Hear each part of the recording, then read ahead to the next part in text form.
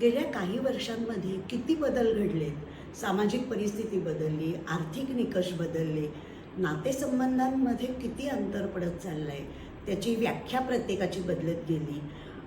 या सगळ्याचा परिणाम लग्नावरती होणारच नाही असं कसं होईल? लग्नाच्या संदर्भात पण खूप बदल घडलेले आहेत. ज्यावेळेला मी ह्या सगळ्याचा विचार करते त्यावेळेला माझ्या असं लक्षात येतं की 60च्या दशकामध्ये ज्यांची लग्न झालेली आहेत त्यांची लाईफस्टाईल आणि माझं लग्न झालं ती लाईफस्टाईल याच्यामध्ये फार फरक नाही आहे.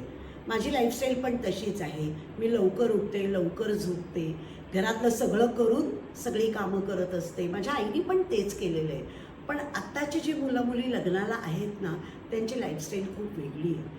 तर त्यांनी त्यांचा संसार डिझाईन करत असताना त्यांच्या स्वभावानुसार तो कस्टमाइज करण्याची फार गरज आहे असं मला वाटतं. त्यांच्या आईवडिलांकडे बघून जर त्यांचा संसार त्यांनी निवडला किंवा तसा करूया असं म्हणलं तर त्याच्यामध्ये सक्सेस खूप कमी आहे.